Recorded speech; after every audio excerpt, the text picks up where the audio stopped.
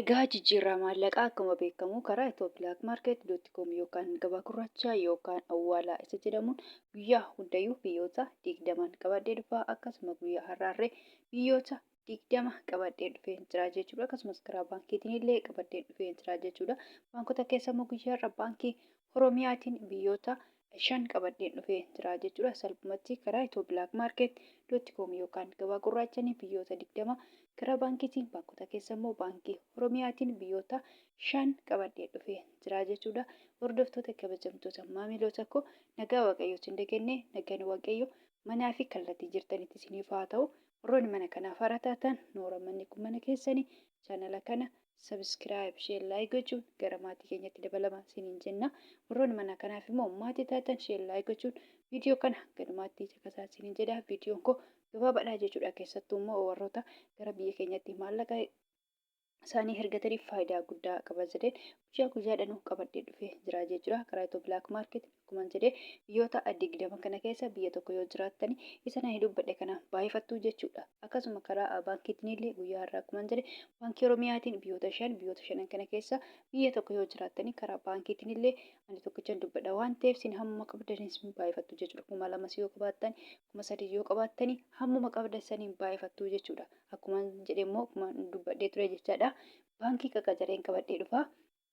ethio.market garuu guyyaa hundayyuu biyyootuma 20 kanan qabadhee dhufa jechuudha. Baankii garuu guyyaa kalecha baankii dashaniin qabadhee dhufe guyyaa har'aa immoo baankii qaqqajareen baankii Oromiyaatiin qabadhee dhufe jechuudha. Akkuma dubbadhee duraa jechuudha.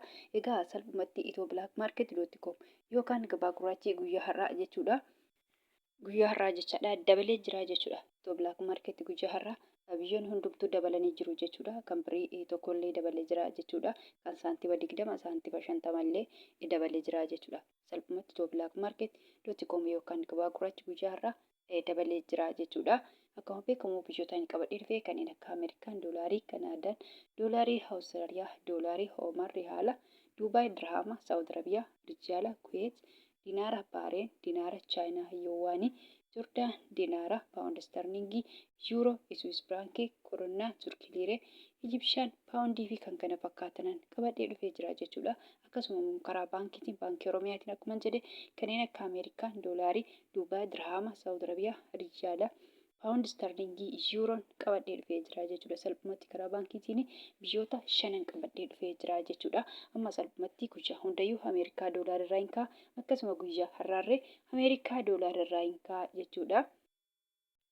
Ameerikaa doolaariin tokko guyyaa har'aa karaa ethio.market.com yookaan gabaa gurraachaan birii 100 fi birii 79 fi saantiba 42 akkasuma immoo Ameerikaa doolaariin tokko karaa baankiitiin baankii Oromiyaatiin birii 100 fi birii 50 fi saantiba 18 kan itti aanu Kanaadaadha. Kanaadaa doolaariin tokko karaa ethio.market.com yookaan gabaa gurraachaan birii 100 fi birii 27 fi saantiba 21 kan itti aanu Awustiraaliyaadha. Awustiraaliyaa doolaariin tokko karaa ethio.market.com yookaan gabaa gurraachaan birii 100 fi birii 16 fi saantiba 45 Oomaan riyaalli tokko karaa ethio.market.com yookaan gabaa gurraachaan birii 400 fi birii 66 fi saantiba 43 kan itti aanu Duubaay dirhamiin tokko karaa ethio.market.com yookaan gabaa gurraachaan birii 48 fi saantiba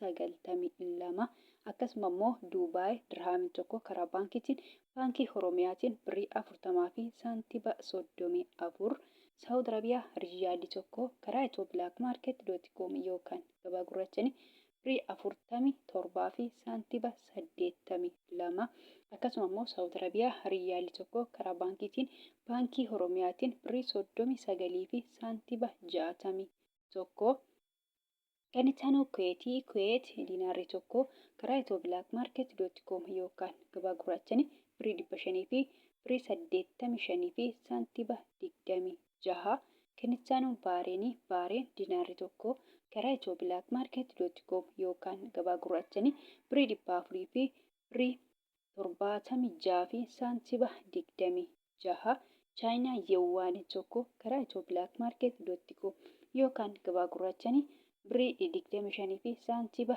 21 Joordaan dinaarri tokko karaa ethio.market .com yookaan gabaa gurraachaan birrii 200 fi birrii 53 fi saantiba 28. Kan itti aanu paawundiidha. Paawundi sterlingiin tokko karaa ethio.com yookaan gabaa gurraachaan birrii 200 fi birrii 35 fi saantiba 83. Akkasuma immoo paawundi sterlingiin tokko karaa baankiitiin baankii Oromiyaatiin birrii 100 fi birrii 97 fi saantiba 44. Yuuroon tokko karaa ethio.com yookaan gabaa gurraachaan birrii 200 fi birrii 6 fi saantiba 96. Akkasuma immoo yuuroon tokko karaa baankiitiin baankii Oromiyaatiin birrii 100 fi birrii 73 fi saantiba 27. Kan itti aanu Swiss frankiin tokko karaa ethio.com yookaan gabaa gurraachaan birrii 200 fi birrii 22 fi saantiba 30. Kan itti aanu koronaadha. Koronaan tokko karaa ethio.com yookaan gabaa gurraachaan birrii 18 fi saantiba 76. Kan itti aanu Turkiidha. Turkii liireen tokko karaa ethio.com yookaan gabaa gurraachaan birrii 4 fi saantiba 25. Egyptian paawundiin tokko karaa ethio.com yookaan gabaa gurraachaan birrii 3 fi saantiba 78. Yemen rihaalli tokko karaa ethio.com yookaan gabaa gurraachaan 0 saantiba 75.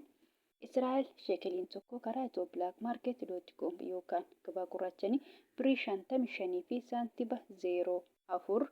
Indiyaa ruupeen tokko karaa ethio.com yookaan gabaa gurraachaan birrii 2 fi saantiba 02. Paakistaan ruupeen tokko karaa ethio.com yookaan gabaa gurraachaan 0 saantiba 63. Sharafachaa oolan yookaan jijjiirrachaa oolanii jiru jechuudha. Salphumatti karaa ethio.com yookaan gabaa gurraachaan biyyoonni 20 kana fakkaatu. Akkasumas karaa baankiitiin baankota keessa immoo guyyaa har'aa akkuma jedhe baankii Oromiyaatiin biyyoonni 5 kana fakkaatu jechuudha. Hordoftoota kabajamtoota maamiloota koo egaa kan biraamoo kana jechuu barbaadu jechaadha. Guyyaa hundayyuu nan dubbadha. Warroonni Joordaanii fi Beerut jirtan jechuudha. Fakkeenyaaf birriin biyya Joordaanii dinaara jedhama jechuudha. Warroonni mana madabii jirtan immoo dinaara biyya sanii osoo hin taane doolaarii fudhattu jechuudha. Beerut yookaan limneen irree birriin biyya sanii immoo paawundii jedhama jechuudha. Paawundiin Beerut yookaan limneen baay'ee xiqqoodha. Birrii Itoophiyaatti gadi jechuudha. Salphumatti akka birrii Paakistaanii fi akka birrii Yemenii jechuudha. Baay'ee xiqqoodha jechuudha birrii Itoophiyaatti gadi. Akka birrii Paakistaan fakkeenyaaf guyyaa har'aa birriin Paakistaan 0 saantiba 63 jechuudha. Baay'ee xiqqoodha birrii Itoophiyaatti gadi jechuudha. Akkasuma immoo birrii Yemen irree guyyaa har'aa 0 saantiba 75 jechuudha. Kunillee birrii Itoophiyaatti gadi jechuudha. Birriin Beerut yookaan limneeni yookaan paawundiin Beerut yookaan limneeni waan baay'ee xiqqoo taate isinillee doolaarii fudhattu jechuudha. Doolaariin immoo baay'eetu jira. Akkuma paawundiin baay'een jiru doolaariin irree baay'eetu jira jechuudha. Fakkeenyaaf doolaarota 3 maqaa dha'ee jira jechuudha. Ameerikaa doolaarii, Kanaadaa doolaarii, Awustiraaliyaa doolaarii jedhee tanaan jira jechuudha. Hanyani maqaa hin dhahin baay'eetu jiru doolaariin jechuudha. Ani sadan kana maqaa dha'ee malee baay'eedha doolaariin jechuudha. haa ta'uyyuu malee isin sadan kana keessa jechaadha Ameerikaa doolaarii fudhattu jechuudha.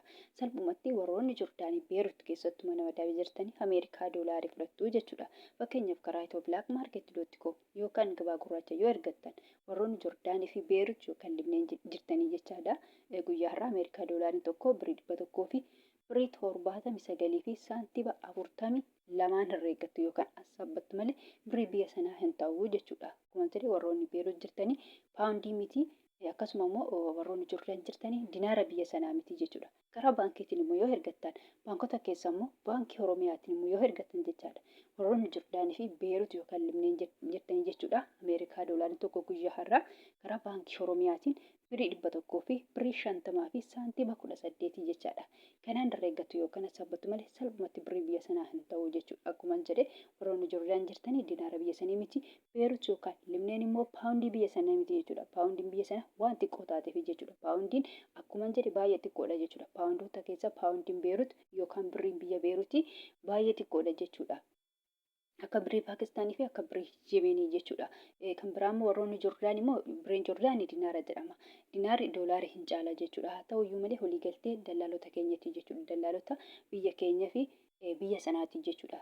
Joordaanii fi kan biyya keenyatti jechuudha. Maarratti walii galanii birrii biyya sana osoo hin taane doolaariidha jechuudha. Akkuma jedhe birriin Joordaanii doolaarii Ameerikaa hin caala jechuudha. Egaa salphumatti warroonni Joordaanii fi Beerut yookaan Libneen jirtan jechaadha. Firii biyya sanii osoo hin taane Ameerikaa doolaarii fudhattu jechuudha. Egaa gabaabumatti viidiyoon kun irraa kana fakkaata. Viidiyoo birootiin hanga walitti deebinutti nagaa ta'a.